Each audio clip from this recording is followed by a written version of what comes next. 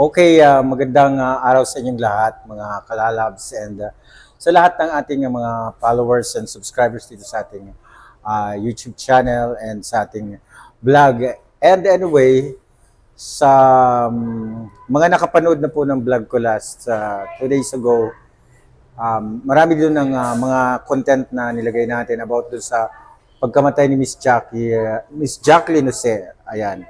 So, binigay ko po sa inyo ang kaganapan sa mga dumating sa mga bisita at dumalaw sa burol ni Miss Jacqueline Jose. And andun nga, nakita natin si Coco Martin, pero hindi natin nakunan ng video kasi sa sobrang dami ng tao, sa sobrang dami ng gustong sumilip sa labi or sa abo ni Miss Jacqueline, talagang at napakarami niyang kaibigan.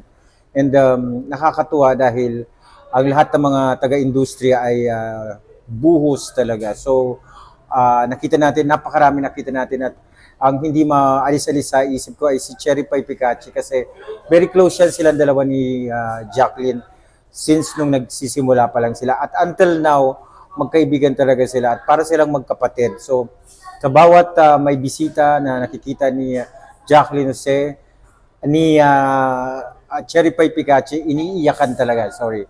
So, ang ano doon ang sitwasyon nung isang gabi, parang roller coaster. Tataas, bababa. Ang mga emosyon kasi mix, halo-halo. Masaya sila kasi nagkikita-kita, pero natutuwa sila. Nalulungkot sila kasi nga sa pagpanaw ni Miss Jacqueline Jose. Pero ito ang naging takaw eksena sa akin, yung mga celebrity na talagang buhos.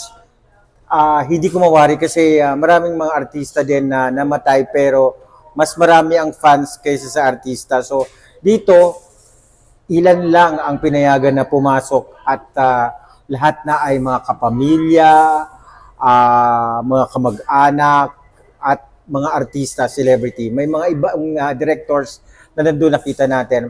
At si Direk Dante Brillante ay nandun din, at natutuwa din ako dahil todo suporta din lahat ng mga alaga, lahat ng mga hinawakan ni Dante Brillante. At kabilang na nga doon si Coco Martin na sobra talaga ang lungkot nung malaman niya na pumanaw na nga si Miss Jacqueline.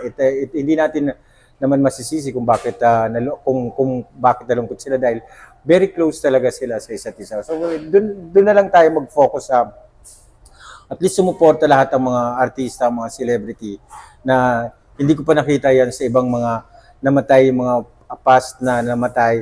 Or kay Kuya Germs, nakita ko rin yan, pero hindi ganun ka raming mga sikat talaga. Doon talaga buhos. Yung buong squad ng Batang Quiapo, andun lahat. Pati ang mga writers, nandun din. Yung iba. At yung mga talent coordinator, lahat nandun. Kaya hindi pinapayagan ng pamilya ang mga TV crew sa taas. So sa baba lang sila. Kasi nga, kung maglalagay pa ng TV crew, siksika na talaga, hindi na magkakasya, hindi na ma-accommodate ng mga nandoon, at wala na siyang paglalagyan pa kasi ang camera malaki, occupied. Kaya ang pinapayagan na lang ng pamilya ay cellphone, yung mga HD cellphone, pwede din yun. So yun na lang ginawa ng mga staff and mga crew.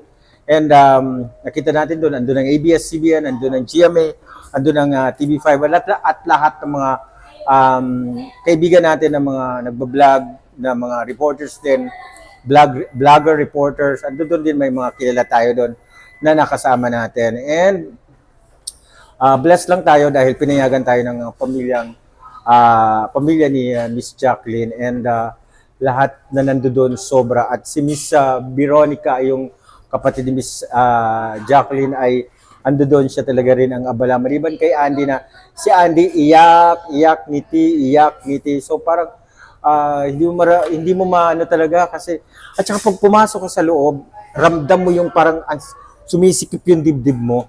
Siguro doon sa sobrang pain, sa sobrang nandoon yung mga taong mga nagmamahal talaga ng tunay kay Miss Jacqueline Jose. And ito na si Andy naging sentro ng ng mga comment ng netizens at meron nagsabi kasi since nandun naman si Coco, di ba nakita naman natin nandun si Coco at sinasabi nila na